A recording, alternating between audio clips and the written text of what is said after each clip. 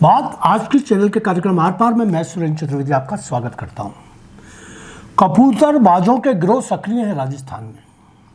दोस्तों, अलग अलग विषयों की डेप्थ स्टोरी पर गहराई से पड़ताल करना मेरा शौक है। बहुत मेहनत करनी पड़ती है इसके लिए, मगर जब ब्लॉग तैयार होता है तो पाठकों को बेहतरीन जानकारियाँ मिल जाती हैं। माफियाओं के विरुद्ध मैंने पिछले दिनों में कई ब्लॉग्स लिखे। इस बार राजस्थान के मानव तस्करों पर आपको चौंकाने वाली जानकारियां दे रहा हूं। मानव माफियाओं के लिए राजस्थान उनकी पहली पसंद है। पूरे देश में मानव माफियाओं के मामलों में राजस्थान दूसरे नंबर पर है। साल 2024 में देश भर में दर्ज हुए 10,000 से अधिक मामलों में अकेले राजस्थान में 70% केस दर्ज हुए। मानव तस्करी को प्रचलित भाषा में कबूतरबाजी भी कहा जाता है। इन कबूतरबाजों के एजेंट राजस्थान के विभिन्न शहरों में फैले हुए हैं। कई शहरों में तो बाकायदा इन्होंने अपने दफ्तर भी खोल रखे हैं। इन दफ्तरों में अंग्रेजी बोलने वाले युवक युवतियों को मोटी तनख्वाह पर रखा जाता है। विदेशों में नौकरी लगाने के सपने दिखाकर उनसे मोटी रकम भी वसूली जाती है। विदेशों में बैठे इनके एजेंट भी कबूतरबाजी में शामिल होते हैं।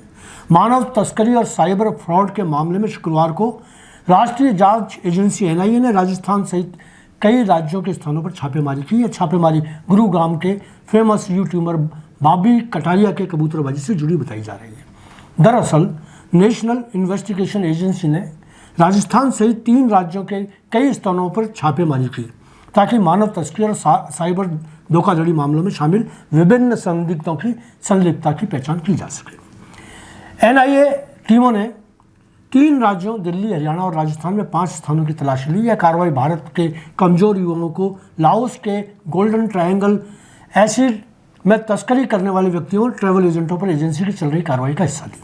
तलाशी के दौरान डिजिटल उपकरण और दस्तावेजों सहित आपत्तिजनक सामग्री बरामद की गई। एजेंसी ने एक प्रेस बयान में कहा कि तलाशी की जगह मुख्य आरोपी बलवंत उर्फ बॉबी कटारिया के सहयोगियों और कार्यालयों से संबंधित थी। एजेंसी ने यह भी बताया कि उनकी जांच में पता चला है कि संदिग्ध पीड़ितों को तस्करी में जोड़ा जा रहा है। उन्हें लाओस में एक साइबर धोखाधड़ी कंपनी में भर्ती और उनके लॉजिस्टिक्स को संभालने का दायित्व दिया जा रहा था। जांच के दायरे में मानव तस्करी सिंडिकेट गुरुग्राम और भारत के भीतर और बाहर के अन्य क्षेत्रों से संचालित हो रहा था। यह पीड़ितों की भर्ती, परिवहन और भारत से लाओस गोल्डन ट्रायंगल SEZ में उनके स्थानांतरण से संबंधित है। एजेंसी द्वारा बयान में बताया गया है कि गुरुग्राम पुलिस द्वारा दर्ज किए गए मामले को NSI ने इसी महीने की शुरुआत में अपने हाथों लिया है। इसकी प्रारंभिक जांच में खुलासा हुआ कि जिन संदिग्धों की परिसर की आज तलाशी ली गई वे आरोपी बलवंत उर्फ Bobby Kataria MBA global visa private limited के मालिक के लिए काम कर रहे थे। मेरी अर्जित जानकारी के मुताबिक कबूतरबाज विदेशों में आकर्षक नौकरियों का वादा करके युवाओं को फंसाने में महत्वपूर्ण भूमिका निभा रहे हैं। अंग्रेजी में प्रवीण पीड़ितों को सोशल मीडिया चैनलों के माध्यम से लुभाया जाता है और धोखाधड़ी से विदेशों में भेजा जाता है, जहां उन्हें फर्जी कॉलेज सेंटरों में काम करने के लिए मजबूर किया जाता है। यदि वे सहयोग करने से मना करते तो उन्हें शारीरिक रूप से प्रताड़ित किया जाता है और उनके यात्रा दस्तावेज छीन लिए जाते हैं। कुछ समय पहले अजमेर के कुछ युवकों को इसी तरह के गिरोह ने अपने जाल में फंसा लिया था, जिससे बमुश्किल अजमेर लाया गया। पीड़ितों के परिवारों ने तस्करों को बड़ी रकम देकर बच्चों को छुड़ाया। राजस्थान के शेखावाटी क्षेत्र, जिसमें झुंझुनू, सीकर, नीम का थाना शामिल है, में बहुत से कबूतरबाज सक्रिय हैं। इसके अलावा गंगानगर, भीलवाड़ा, जैसलमेर, उदयपुर और पाकिस्तान से जुड़े क्षेत्रों में भी कई मानव तस्कर अपने गिरोह चला रहे हैं। बेरोजगारों की परेशानियों का लाभ उठाने वाले लोग राजस्थान में सबसे ज़्यादा सक्रिय हैं। बिहार पहले नंबर पर है। राजस्थान सरकार यद्यपि इस दिशा में कई पुख्ता कदम उठा रही है, मगर अभी भी और प्रभावशाली कदम उठाने की ज़रूरत है।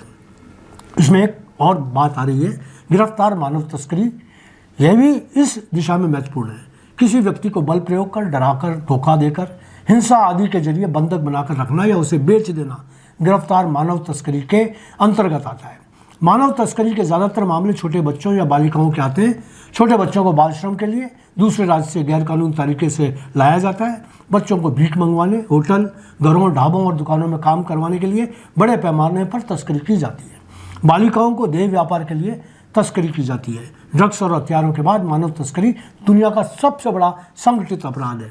मानव तस्करी की बड़ी वजह पर बात करते हुए अजमेर के डॉक्टर अरविंद शर्मा बताते हैं कि हमारे देश में मानव तस्करी के कई बड़े कारण हैं। इनमें से प्रमुख कारण गरीबी, अशिक्षा, बंधुआ मजदूरी, देह व्यापार, सामाजिक असमानता, क्षेत्रीय लैंगिक असंतुलन, चाइल्ड पोर्नोग्राफी है। उन्होंने कहा कि 2016 के बाद से मानव तस्करी के आंकड़ों में कमी जरूर आई है, लेकिन जो गिरावट होनी चाहिए वो अभी तक नहीं हुई। हालांकि राजस्थान के सभी जिला पुलिस मुख्यालय पर मानव तस्करी यूनिट का गठन किया गया है, जो समय समय पर कार्रवाई भी करती है। धन्यवाद। आज इतना ही।